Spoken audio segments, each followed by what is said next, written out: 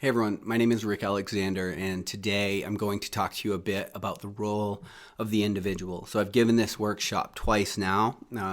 If you're hearing this, you most likely signed up for one of them, and hopefully the re-recording, for whatever reason, it only recorded up until the 5-minute mark, and so I'm actually happy to re-record it just to give the content again because, every time you teach something, the flow becomes a little bit better, and plus, you've had the opportunity to listen to people's questions, and so you'll kind of talk about those as well. So hopefully this will be a better, more enjoyable Audible experience than just simply listening back to the lecture. And what I want to talk about today is what your job as an individual is, the responsibility that you have in your life and to the people that are around you.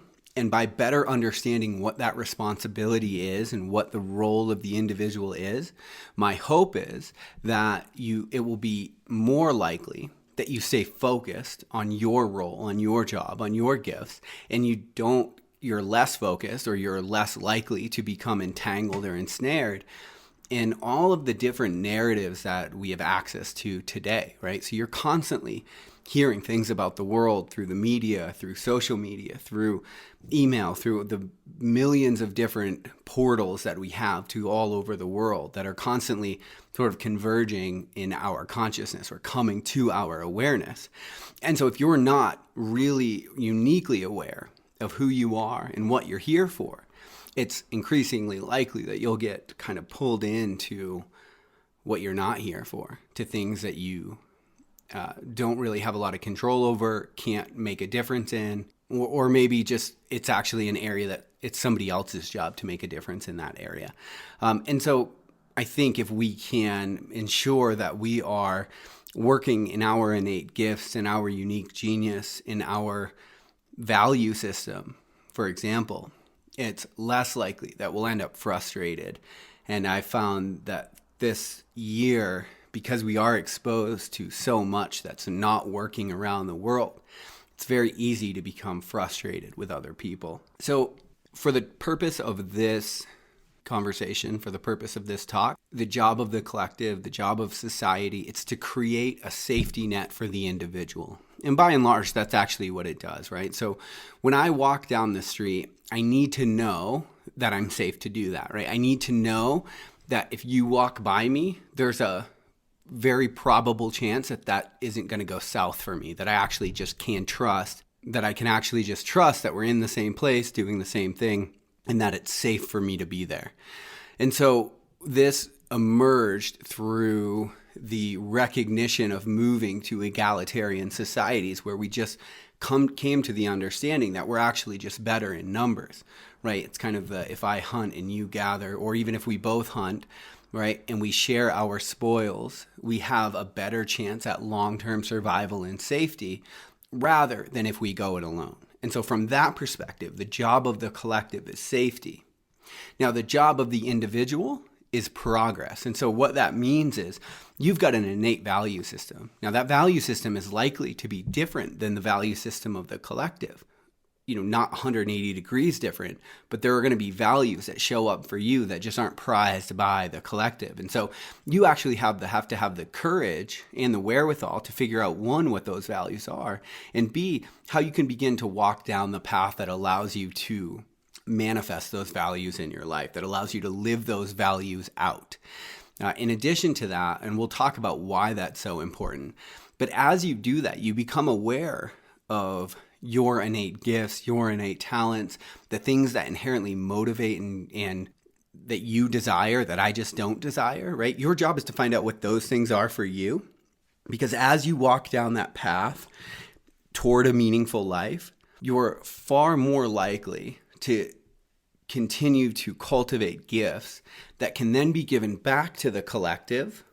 And so for that reason, the job of the individual is progress, because we mine ourselves and our value systems and our internal contents for gifts, which we can then give back to the collective. And the collective, because its job is safety, right? And because it's made up of an infinite number of complex parts, it doesn't progress very quickly. And so it's actually dependent on people within the collective, the individual, to go mine themselves for gifts, to go beyond the truth that the collective gives them, to go beyond the value system that they've been given by the collective, and go find out where progress is possible, right? And then through their own hero's journey, they're able to give those things, they're able to share their medicine, so to speak, with the collective, and that results in the collective being able to progress forward. Right. And so these two, the individual and the society, they have this interdependent relationship to each other, but both have very different roles for each other. Now, one thing that's worth understanding is that the ego and the culture work to preserve each other, right? Because you got to think the culture is made up of a collection of individuals, right? And most individuals are lost as to 95 to 97% of who they actually are, right? Most people have no idea what would be meaningful for them. Most people have no idea what their innate gifts are because we spend so much of our time subjugating who we are for the collective that what you'll find is if you never go beyond these sort of default modes that we fall into, the ego and culture will continue to work to preserve each other.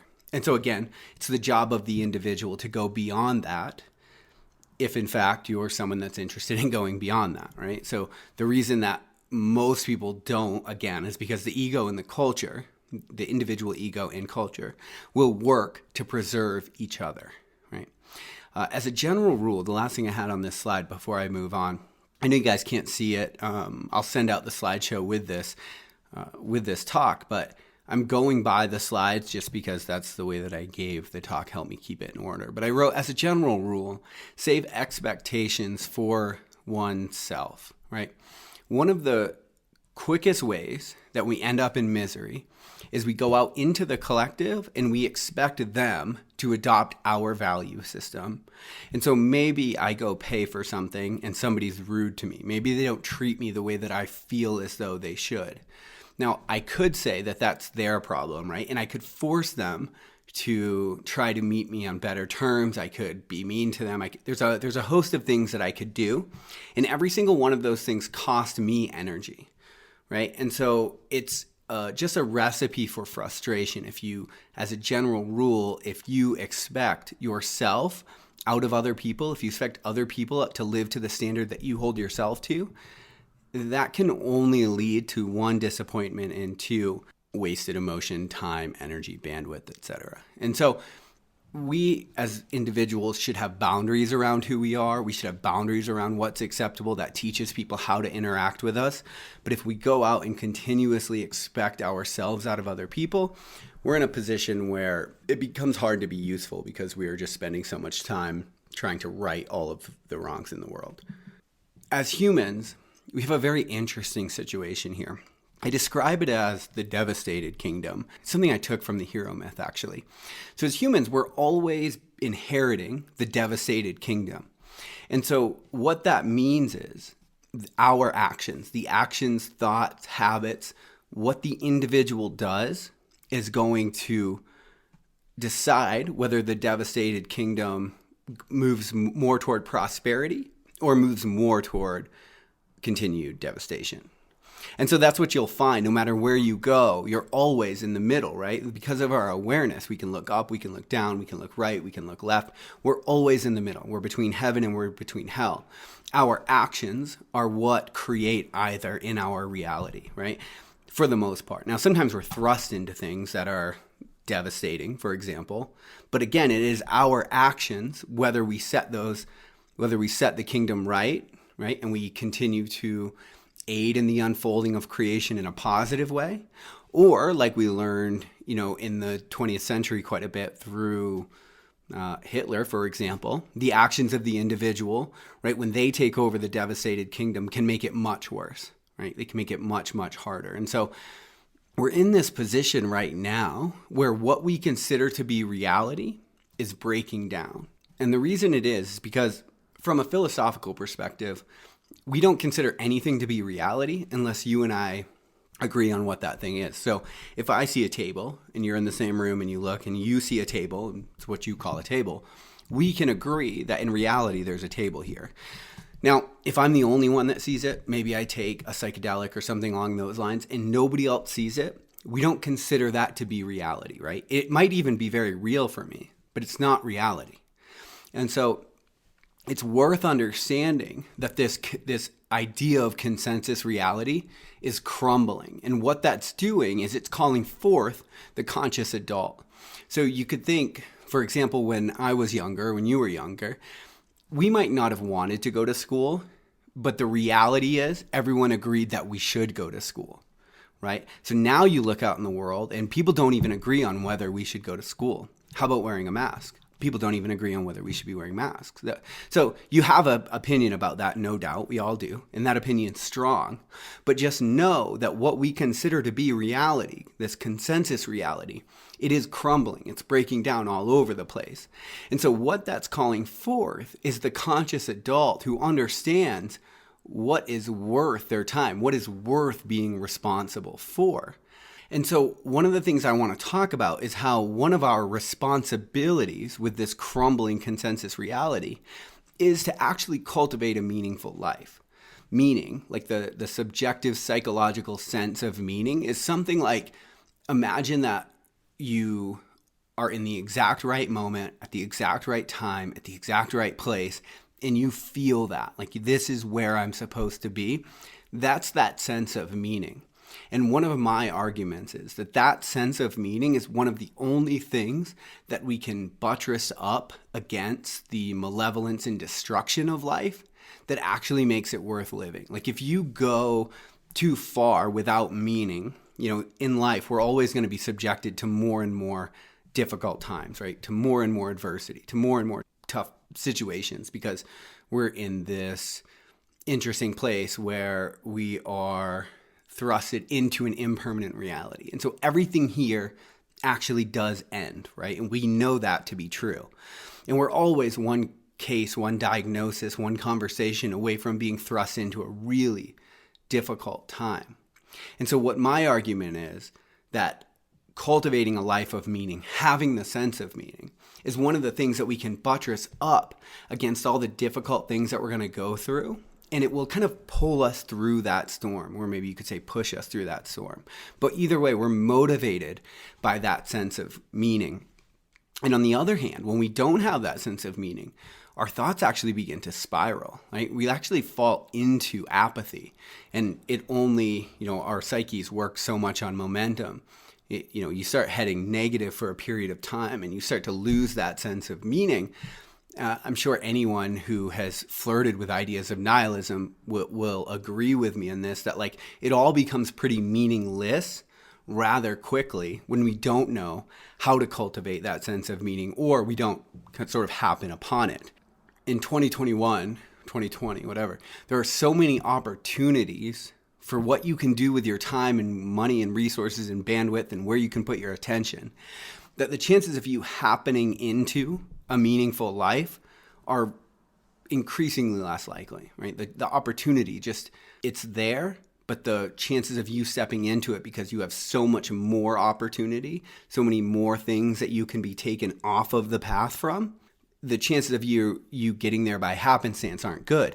Now, what is good about that is we actually understand how people can cultivate a meaningful life. Like that isn't a secret. Like it's very well understood, the kind of things that give us a meaningful life. Now, one of the things, we talk about this idea of the conscious adult as being called forward. One of the things that I would submit is that your responsibility is to cultivate a meaningful life so that you can be strong for the people around you, so that you can set the devastated kingdom right. Because again, it's one of the things that we understand through research how it happens, and two, we all have the opportunity to do it. We've just got to go beyond our, again, default sort of mode or default way of thinking about the world. And this idea that we inherit this devastated kingdom, you don't have to agree, but you're still not abdicated from responsibility, right? And so you can imagine there are certain people that rely on you. Like you're not an island. We're all part of an intercomplex system that is interdependent on each other. And so there's far more than you to consider. And so if you just do nothing, The way I talked about it the last time I gave this talk is in the Bhagavad Gita. It's a conversation between Krishna, who is considered the sort of Lord, and then Arjuna, who's like a warrior type. And so Arjuna is getting ready for battle, and he like looks out, and he's supposed to lead, his groups into battle.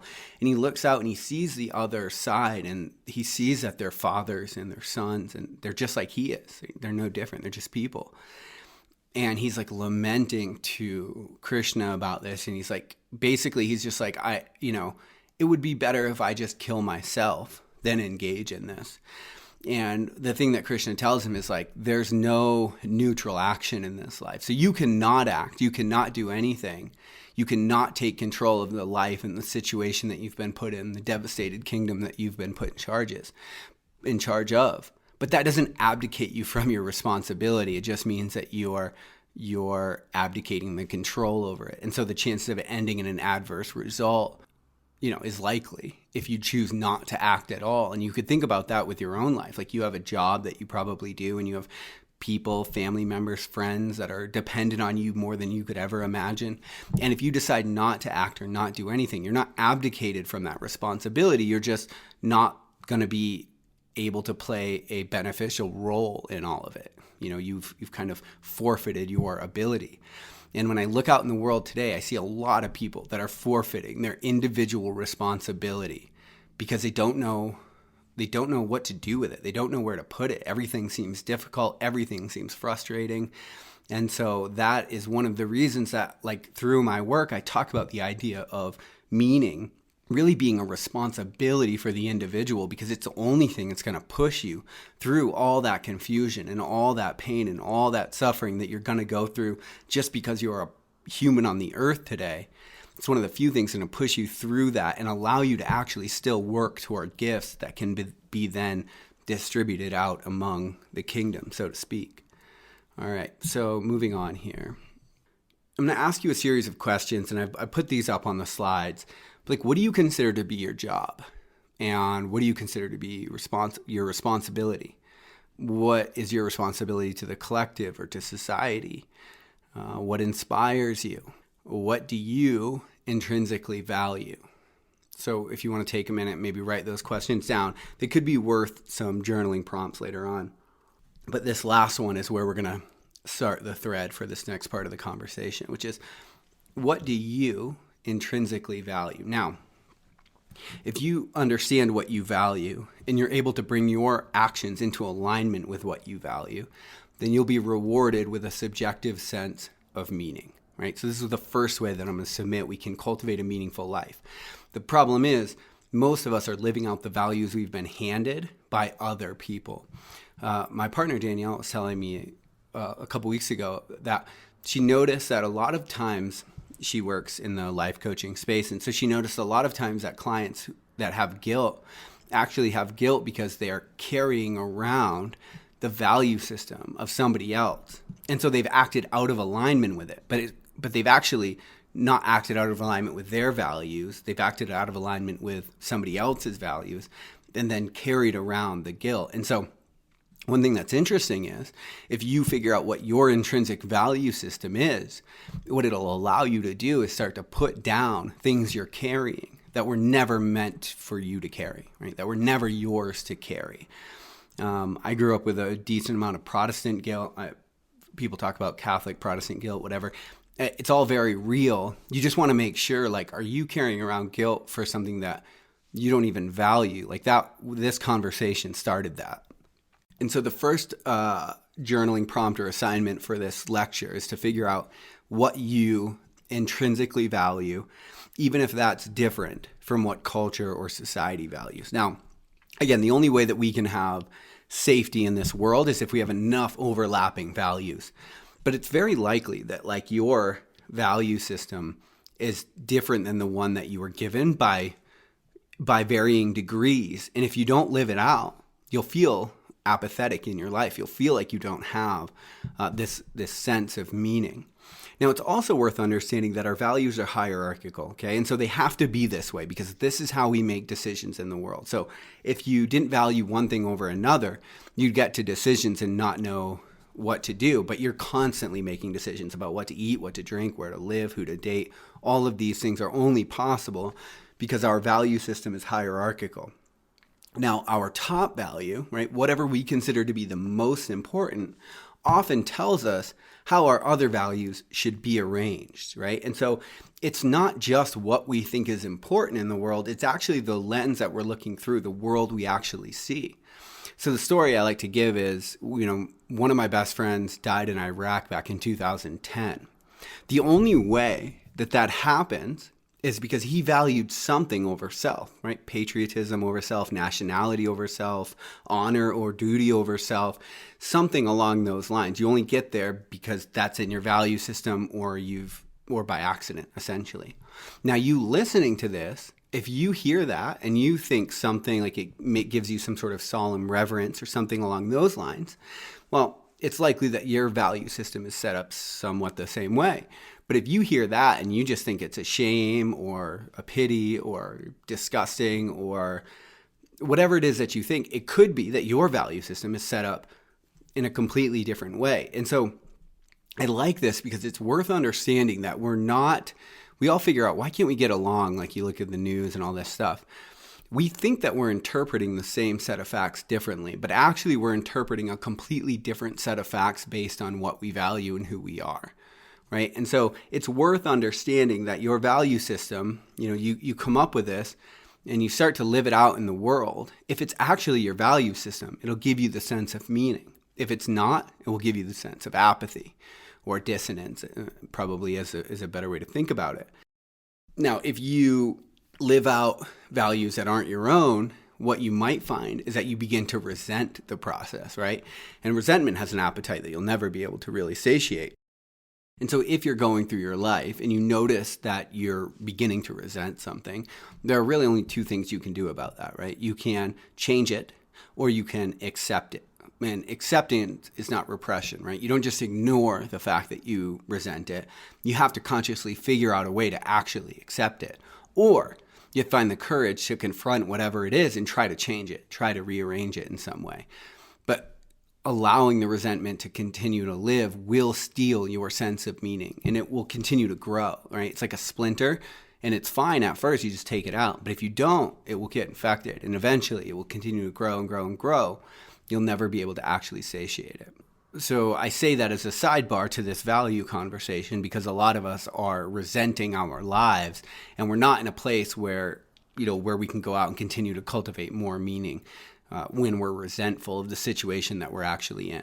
So start to figure out what your actual value system is, and then that will help you decide where you should bring your actions into alignment with your value system.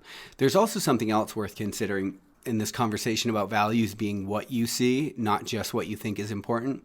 I see this a lot in relationships, and so I'll give you an example. Imagine that one of my top values is something like adventure or like outdoor adventure, maybe something I really value, being outside and just being in the unknown. And I get a lot of energy from that. And then, so I live in Colorado. And then imagine that my partner has a value. She doesn't value adventure, right? She doesn't value being outside. Maybe she values something like home life or something, maybe she values networks, and she got that in the city that she used to live in. So the reason I'm saying this is because we could live in the exact same state. One of us sees it as an amazing place to live, and the other one sees it as just a place to get the hell out of, right? A place that just doesn't want to live at all. And so oftentimes, again, we're interpreting a different set of facts. We're not in the same world whatsoever, right? When our values are different, we're in a different place. We're seeing things completely different. And so it's worth understanding because oftentimes I see that there'll be fights in different relationships. And actually, there's a conversation about values that needs to take place so that they can be on the same page. But because they're talking about their desires and what they want from a more topical perspective, they're missing each other. They're just talking past each other constantly. And they don't understand what the other one doesn't understand, right? And so what's happening there oftentimes is they're just in completely different worlds. Now, a couple exercises if you want to figure out how to cultivate more meaning in your life is you can take each one of these values and draw a bucket around it, right? So take your 4 to 7 values, draw a bucket around it, and then go through without overthinking it and just scribble in how full, like 100%, how full you think that bucket is. 100% would be like that value is being met in your life in the absolute best way possible. So maybe my adventure bucket would be completely full if I were actually out in the mountains and actually out on an adventure. But maybe it's not, but maybe I went on an adventure yesterday and I have another one in 2 weeks. And so maybe that adventure is like 80% full, right? And so it's just helpful to get another perspective, an objective perspective that's not in your head about what's going on in your life, about where feelings of dissonance and apathy might be coming from. And so you put those in buckets and then you look at them, fill them in based on how met you believe that value is in your life. And it will just give you an opportunity to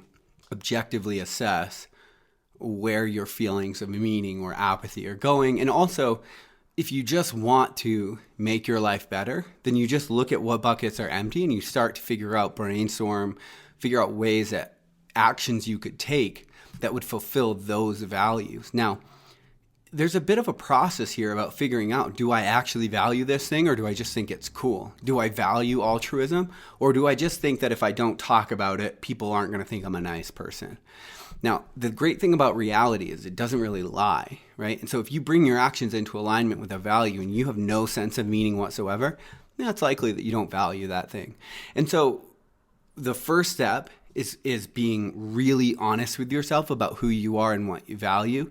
The second step is being really honest about what you find out when you implement those things. Now, there's a third exercise. So first we figure out the values, then we fill it in with the buckets. Now, the third exercise is actually to go through your bank account, your bookshelf, and start to figure out with your time and attention, right? The two resources that most people prize the highest in our society. What do they say about you? Like, what are you actually valuing? So I'll tell you, when I did this, my coach, there were two main things that came out of it. The first one was that I said I was valuing health, and my coach noticed that I was eating at 7-Eleven almost every single day. And so either I don't value health or I'm not living that value out in the world, right? And so there's a wrestling process that needs to take place on what's going on there. The other one I said I valued was relationships. And he was kind of looked at my bookshelf, looked at my bank account, the things I had written down from it. We were talking about it and he was like, well, do you read a lot of books that I'm not seeing about relationships? And I was like, no, the 5 love languages I read and a couple other ones. And he was like, do you go to a lot of conferences or do you have a coach for relationships? And I was like, no, I don't. And he's like, do you listen to podcasts? I'm like, well, there's one I kind of listen to sometimes. It's like, okay, so you're making no attempts to live in accordance with what you profess to value at all. And so this is where, again, we have to be really honest with ourselves about what we find out and what the implications of that are. But if you're willing to go down that road, there's a lot of meaning that can be found there. In fact, it is the road to a meaningful life. And so figure out what you value and then figure out what your actions say about those things and then learn how to bring those things into alignment. Another way that we cultivate meaning in life is I was supposed to talk about this on the last slide, but I didn't. But we see ourselves, right, our story, nested within the context of a larger story. And so this is one of the reasons that religion gives people such a profound sense of meaning, because it tells you in all the cosmos, in the whole created order, this is who you are. This is what you are, right? And so that gives you a sense of meaning. And so the reason I wanted to talk about this in relation to the devastated kingdom was because you can look around and figure out where is your devastated kingdom and what does it need you to do. And maybe you'll begin to garner a life of meaning as you place yourself within a larger story, right? Now, this is also why people tend to volunteer for charities or something like people say, oh, it just feels good to be part of something bigger than myself. It's like, okay, so what's actually happening there is you're seeing your story, right, the story about yourself nested within the context of a larger story. And so it can be really helpful to do because it creates the subjective sense of meaning. So that feeling you get when you work toward charity or something, what I would submit to you is if you just keep going out and out and out and out, and that's what God is, right? And so then you're in service to the whole. And so that's why it gives you such a profound sense of meaning. because you're serving something bigger than yourself. And so you see your story nested within a larger story, right? And so I've personally found a ton of meaning just from walking down that road. Okay, so values, they're both what you favor and what you see, right? They're often determined, again, by what you serve. What is your top value? One thing that was really beneficial in my life was coming to the realization that I was putting myself in my top spot, right? I was serving myself. And it was a little bit destabilizing. And sometimes when you start to play with your value system, it does feel a bit destabilizing. One of the reasons is because you've been living in service, like however you're living, you've been taught that to survive, you have to live that way. And so when you start to rearrange the picture that you're seeing, it can feel destabilizing. But it's still worth doing the time, because whatever you put in that very top value spot, you tend to turn into, right? You make decisions in service to that thing. And so this is why if you serve something like money or something like that, you tend to be a shell of who you are, right? Because it doesn't have any plans for you. It's not going to lead you to a more expansive reality. You're just going to make decisions to maximize that and minimize other things. So it's really important that you figure out what's actually worthy of your top value, of your servitude, of your service. Now, one of the ways that I've seen this go south for people is, like, for me, for example, I value being able to provide stability for my family, right? So financial security, income, something along those lines. If I'm serving the wrong thing, like maybe I put money in my top spot, my other values are still my values, but the way that they actually manifest in my life can be a little bit perverted, right? Or distorted might be a better word.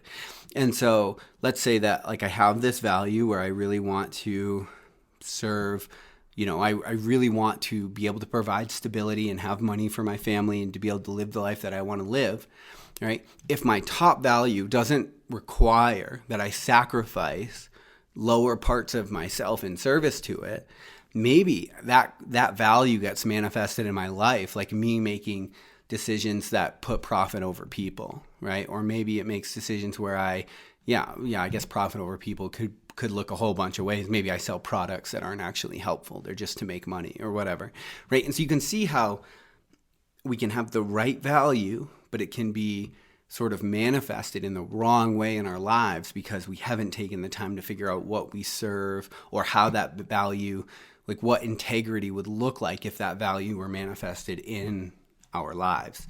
And so I have on this slide the idea of that I heard on a podcast a while back called Right Impulse, Wrong Ritual. And I think I brought this one up because it was mostly men in this group. And one of the things I've been thinking about a lot is how our escape mechanisms, porn, drugs, things like that, tend to get the best of us. And we tend to demonize ourselves if we don't, or demonize that thing, either ourselves or that thing, if we have decided that we don't want to serve it anymore. And then that becomes its own problem, because then now, like, for example, you demonize yourself. Now, not only are you doing the thing you don't like, we'll use looking at porn as an example, but in fact, not only are you doing that, but you're actually heaping shame and guilt on top of it. And so it's like, not only is it not helpful, but you're actually spiraling in a negative direction, which is going to be negatively correlated with success in other areas of your life. And so it might be that you have the right impulse, right? Maybe the desire to serve the goddess or something along those lines, but it's the wrong ritual for that thing to be expressed. And I want to be super clear here that I'm not a teacher, I'm a student. In most of this, the fear work, the value system stuff, values I've been working on for quite a bit and like really taking the time to figure those out, but I'm still a student. And so I'm still figuring this stuff out for myself. I'm on this path. And I found light here. So I'm just trying to share it with you. And I say that because this idea of right impulse, wrong ritual, I'm still really working through in my life. But maybe things don't need to be demonized. Maybe they just need to be understood. It's kind of like what we fear. Maybe it doesn't need to be feared. Maybe it just needs to be understood. And maybe that would allow you to come into a better harmony with your life. Something worth your consideration. And so here we're moving into fear work. So the top of this slide I said, sit with your fears long enough to find out their real name, right? And so this is what I'm talking about. Things aren't necessarily to be to be feared, but rather to be understood. So the example I like to give is when the pandemic kicked off, I was overcome with like a really gross amount of fear just from watching the news and like learning about it.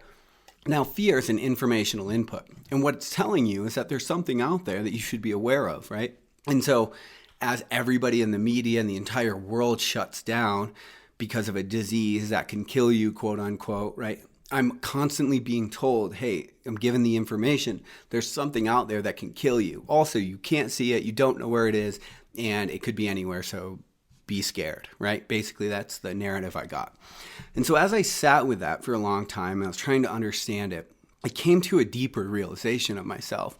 And that realization was that actually I was just afraid that I was just afraid that I hadn't produced my best work. That I was going to die without having written all of the books that I think I'm capable of writing and without putting out a quality of work that I'm happy with. Now, with that information, I actually have action steps, right? Because with that information, when I'm starting to feel the fear and I'm starting to feel frustrated, what can I actually do about it? And I can sit around and be scared, certainly. I could also just start working on my work, right? I could also focus on my thing, like working on my books, which actually is what I did in the latest version of Ambitious Heroes and Heartache, the rewrite, the revised edition, actually came out of that realization that no, I actually have to focus on doing my best work now because nothing is guaranteed. And so if you sit with your fear long enough to find out its real name, you might find that on the other side of that is an immense amount of meaning.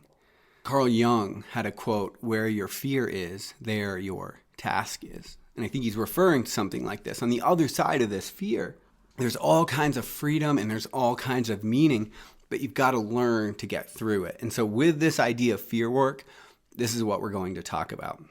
So the first thing to understand about fear is it's very limiting, right? On the final slide of this, if you guys have time to check it out, but if not, no worries. The final slide, there's a sort of schematic that shows you what happens when you avoid fear, right? You can think about the goal of fear is nothing, right? It wants you to do nothingness. And if you continue to listen to fear, then you'll continue to do less and less, right? Because that's what it's asking you to do, nothing.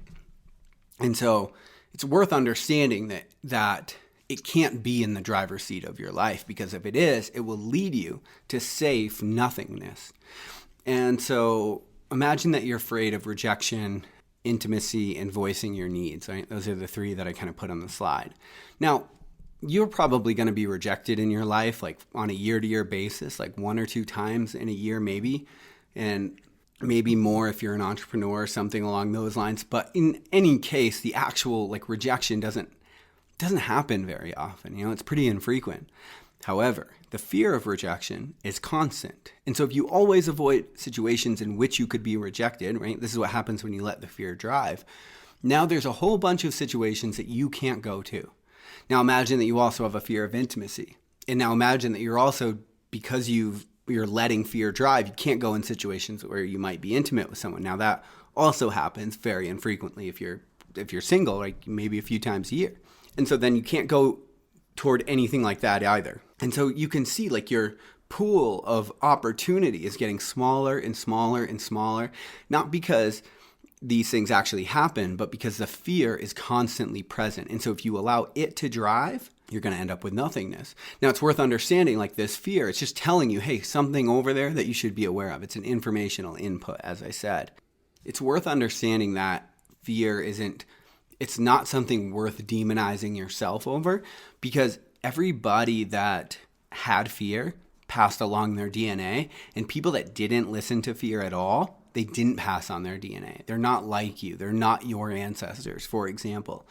You walking in the street, or you're walking in the woods, the example used is you're better off assuming that a tree branch is a snake rather than assuming that a snake is a tree branch, right? And so just because of the way that all of this works, there's a lot of evolutionary baggage that is kind of hardwired into our DNA.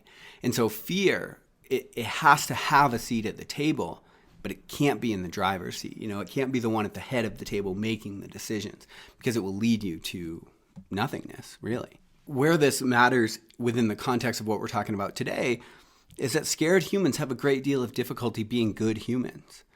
It's very tough to serve the kingdom, so to speak, to go down the road that's going to give you meaning if you're scared at every step.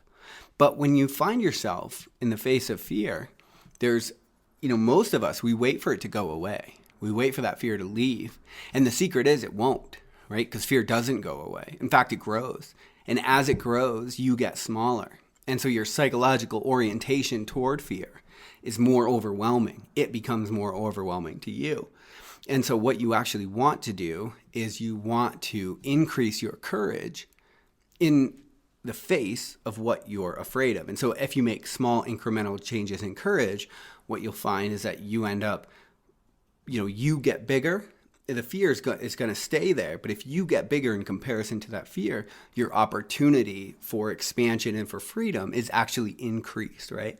And so the way that I talk about doing this is, first, you want to identify something that you're afraid of. So it can be, I don't know, the aquarium, something at the aquarium. It can be, for me, it was spiders. Also, cockroaches kind of gross me out.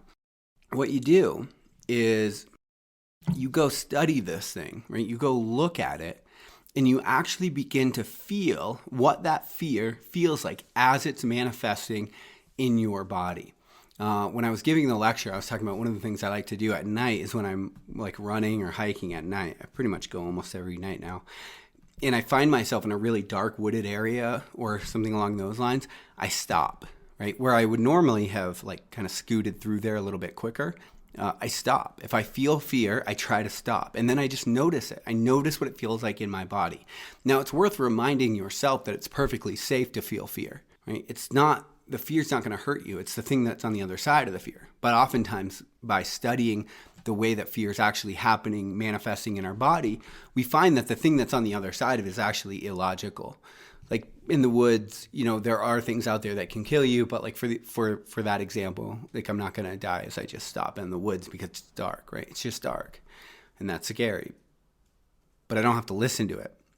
The reason this is so important, the reason people do this meditation, for example, is because until you know what that fear feels like in your body, it'll be a little bit like a puppet master. It'll be pulling the strings. It'll be corralling your actions, and you won't always know about it. So one of the things that's happened since I've started doing this fear work, I've started to meditate on it, feel what it feels like in my body. One of the things that I've noticed is that now throughout my day, I'll feel like little drips of it here and there. Like you'll turn on the news and be like, whoa, what's going on there? You'll feel that fear start to manifest.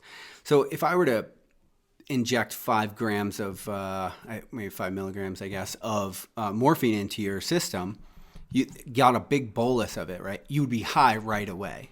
Fear is the same way. If I pull a gun out in your face, that acute fear, you're going to know it. It's going to be right there. It's going to be right in your face. But if I put that morphine on an IV drip and I stretch it out over the course of an hour, you're not ever going to feel it going into you. Just all of a sudden, you're going to be high. Fear works in much the same way. And so you think it's not a big deal when you're just like watching the media and you're like checking out, like just going through your life, turning on social media, listening to the latest pandemic happenings, the latest numbers, the latest hospital numbers. What's actually happening though is that you're on a slow drip of fear. And you don't realize it because you don't know what it actually feels like to feel that fear in your body. Very interesting. In the Hebrew Bible, and I think this, I'll get to why this is interesting to me, but there's over 360 different references to not being afraid. And you have to ask yourself why. Like, why would that be part of it? Well, fear, it's a little bit possessive. Like, I don't know if you've ever noticed this, but like, fear can make you do things that you wouldn't do in all consciousness if you were completely safe, right? Like the gun example, I pull a gun out, right? This fear will possess you and it will make you do something. It'll petrify you, or it'll make you flee, or something along those lines. And so when we're on this slow drip of fear, this is actually what's happening to us, right? It's actually it's actually corralling our actions. It's actually kind of got its hands on the joystick, though we think it's us. And so it's worth committing to starting to feel like what it feels like, to feel that fear in your body, and reminding yourself throughout this process as you're exposing yourself to fear that it's perfectly safe to feel it. Even though it's uncomfortable and won't feel good, that's for sure, it is perfectly safe. So when somebody has something like agoraphobia, they treat it the same way, right? It's that like fear of leaving your house. If you just ignore it, it'll get bigger and bigger and bigger. That fear will grow and you'll get smaller and smaller and smaller. And so what you want to do is incrementally increase your courage. And so the way that I heard it is like in a clinical setting, maybe they'll walk through leaving the house just mentally, like not even leaving the house, like just walking to the door and opening the door. And then maybe they get to the point where they actually just do that in real life. And then maybe they do like the next time around, they just get a step out, right? And so you incrementally increase courage in the face of what you're afraid of. If you begin to feel what it feels like to feel fear in your body, you're at a massive advantage for being able to increase courage, because as you're going through your life, you'll feel these little flashes of where fear is being injected into your consciousness, right? And then you can stop and you can actually just face that thing, have a conversation with it. What's going on here? What is this bringing up for me? Am I actually in any kind of danger at all? Do I need to corral my actions at all? Now, where this sort of all comes together is when we have values that aren't being met because we have the fear of not belonging within the systems that we're around, right? And so there's a million different ways that fear can be, there's a million different ways, one, that fear shows up in your life, and then also that you can actually start to work through this. And so I will be dedicating a ton more of my content and productions as I get deeper into understanding the way that fear works in our bodies and the way that it kind of corrals our actions in life. But you have to be careful that you don't allow a wall of fear to get in between you and like whatever your adventure in this life is, right? Because you might not realize that on the other side of that fear is all of the things that you want, right? The freedom, the meaning, all of those things. You might just be getting corralled in by something that you're not even necessarily aware of. And again, what is the goal of fear? It's nothing. It's nothingness. It's safe nothingness.